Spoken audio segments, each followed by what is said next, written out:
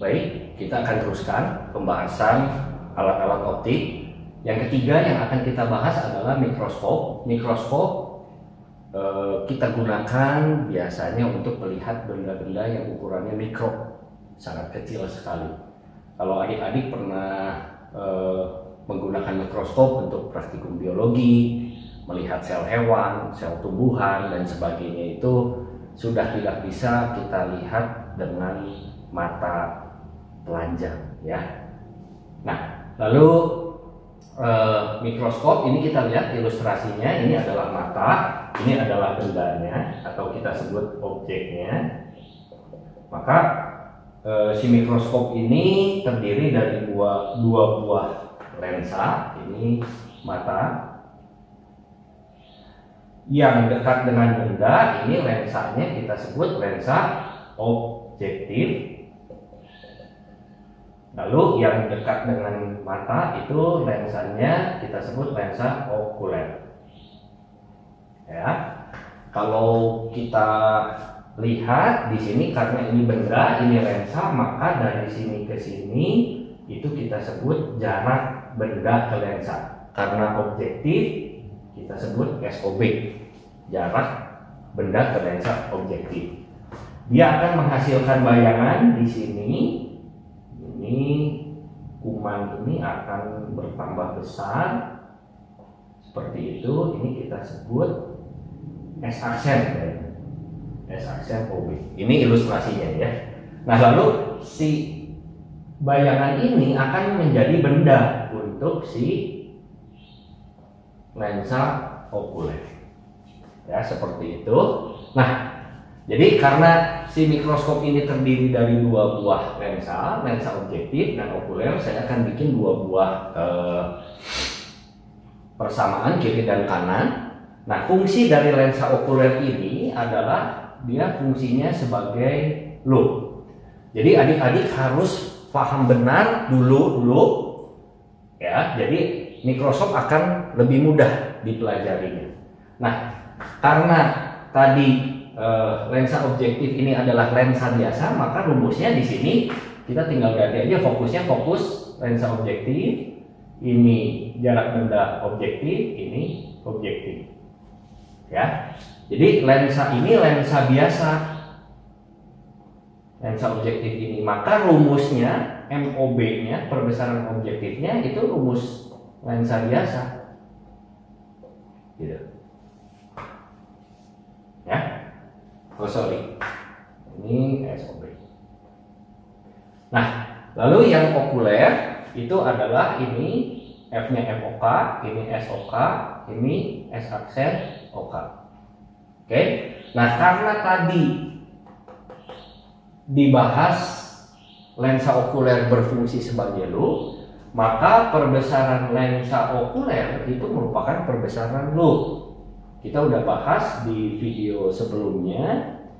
Perbesaran loop adalah PP per F ditambah PP per min S aksen. Di sini tentu saja S aksennya adalah S aksen OK. Lalu ingat kembali, di subbab loop itu ada tiga kemungkinan mata. Yang pertama, matanya berakomodasi maksimum. Masih ingat apa yang terjadi? Min S aksennya sama dengan PP di jarak dekat. Di sini tentu saja jadinya okuler. Lalu yang kedua, matanya tanpa akomodasi. Tanpa akomodasi itu min S aksen OK-nya jadi titik jauhnya. Lalu kemungkinan ketiga, akomodasi pada jarak X. Itu min S aksen OK-nya sama dengan X. Jadi kalau bab loop-nya sudah mahir, akan mudah sekali, ya. Nah, perbesaran total dari si mikroskop ini itu adalah perbesaran objektif tinggal dikalikan dengan perbesaran okuler. Minus di sini diikut sertakan karena MOB-nya adalah minus S aksen OB dibagi SB. Lalu MOK-nya seperti ini. Nanti hasilnya yang didapatkan minus. Ya, minus itu sifat bayangannya terbalik. Oke. Lalu yang L di sini adalah panjang mikroskop. Kalau kita lihat di sini panjang mikroskopnya seperti ini, maka adik-adik tidak perlu menghafal rumus. Kita bayangkan saja ilustrasinya. L di sini adalah panjang mikroskop. Di sini bisa kita lihat S aksen OB ditambah SOK. Ada satu hal penting juga di mikroskop ini, itu fokus lensa objektifnya nilainya lebih kecil daripada fokus lensa okuler. Ya, kadang di dalam beberapa soal diberitahu fokus mikroskop 10 dan 5, tapi nggak dikasih tahu yang mana objektif dan okuler. Jadi adik-adik harus bisa menentukan sendiri yang mana objektif dan okuler. Oke, di video selanjutnya kita akan bahas mengenai teropong. Kita simak video berikutnya. Terima kasih. Bagian keempat yang akan kita bahas dari alat-alat optik adalah teropong. Teropong, kita lihat ilustrasi berikut. Misal ini adalah sebuah teropong, ini mata kita. Lalu ini kita melihat benda yang cukup jauh. Seperti biasa, karena ini objek, maka lensa yang dekat dengan benda disebut lensa objektif. Lalu lensa yang dekat dengan mata kita sebut lensa okuler. Karena ini lensa objektif, ini merupakan benda, maka ini kita sebut SOB. Si benda tersebut akan menghasilkan bayangan yang diperbesar seperti ini. Ini kita sebut S aksen OB. Si bayangan dari si lensa objektif itu akan menjadi benda untuk lensa okuler. Itu kita tulis SOK. Lalu dari ilustrasi ini kita bisa tentukan L panjang teropong itu adalah S aksen OB ditambah SOK.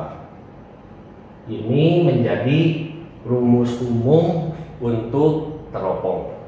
Lalu berbeda dengan mikroskop, perbesaran dari teropong secara umum kita tulis ini lebih mudah, itu kita tinggal bagi saja S aksen OB dibagi dengan SOK. Ini adalah perbesaran untuk teropong.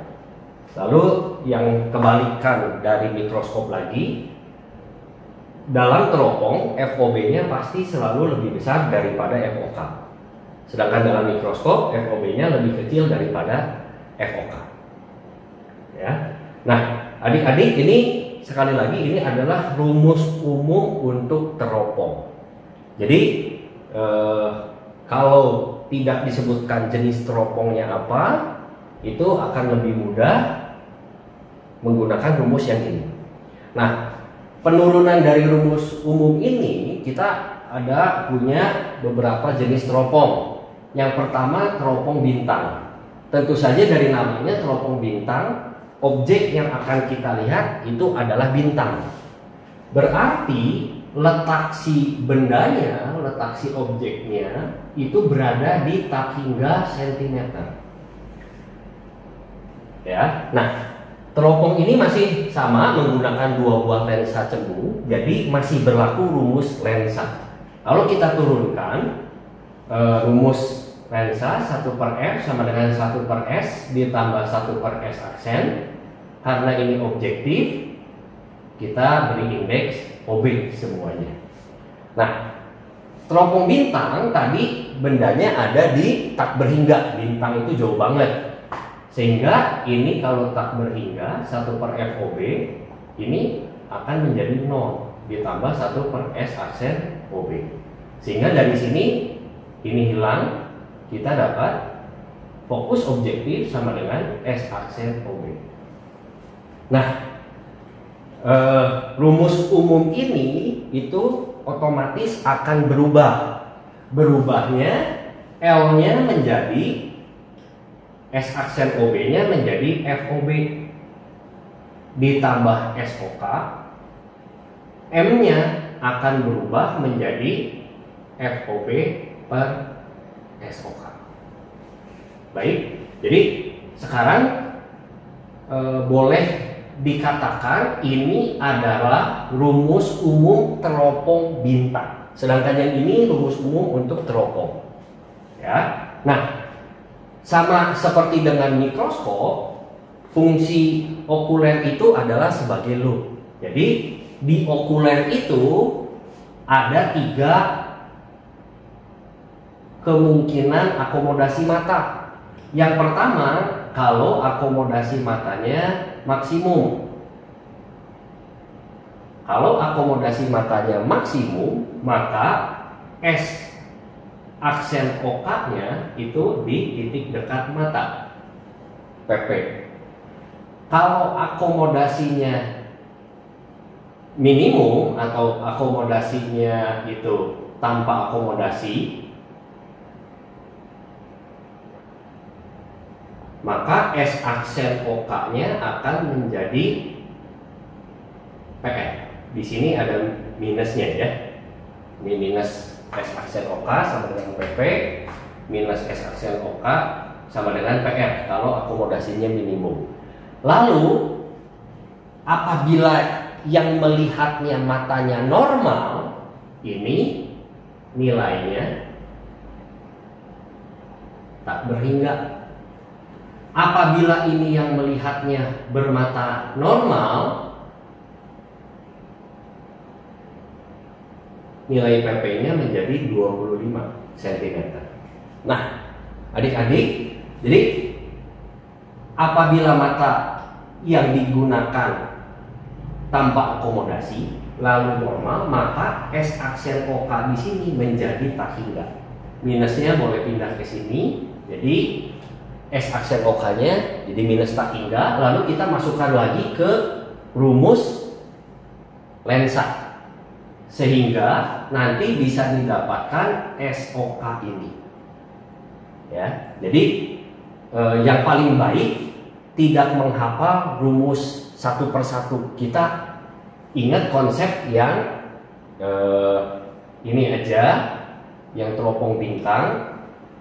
Paling bagus adalah menghafalnya cukup yang ini saja. Semua soal sudah bisa diselesaikan. Ya, tinggal kita lihat kalau permasalahannya teropong bintang berarti bendanya di tak hingga. Kita bisa turunkan rumusnya sehingga dapat ini seperti ini. FOB sama dengan S aksen OB. Nanti kalau mata yang digunakan biasanya kalau untuk melihat bintang itu matanya tanpa akomodasi. Jadi S aksen OK-nya minus tak hingga ini akan menyebabkan FOK-nya akan sama dengan SOK. Jadi rumus ini SOK-nya tinggal diganti semua oleh FOK-nya. Ya, di beberapa buku, di beberapa video yang lain atau penjelasan yang lain ada rumus langsung. Teropong bintang sama dengan FOB ditambah FOK. Perbesarannya FOB dibagi FOK. Itu betul, cuman harus hati-hati. Yang pertama yang boleh menggunakan rumus yang tadi itu kalau pertama melihat bintang. Lalu yang kedua itu kalau matanya tanpa akomodasi dan bermata normal. Apabila orangnya punya miopi dan tidak pakai kacamata berarti nggak bisa pakai rumus yang langsung tadi. Jadi kita harus cermat untuk melihat setiap permasalahan yang diberikan. Oke? Nah, berikutnya itu adalah teropong bumi. Teropong bumi itu terdiri atas 3 lensa cembung. Yang pertama itu lensa objektif, sama seperti ini. Lalu ada lensa pembalik dan ada lensa okuler. Ya. Nah, panjang teropong bumi itu adalah FOB ditambah 4 kali fokus lensa pembalik di sini, FP itu fokus lensa pembalik ditambah fokus lensa okuler, itu panjang teropong bumi. Lalu yang terakhir, teropong panggung itu terdiri atas satu lensa cembung. Jadi tetap ada 2 lensa teropong panggung.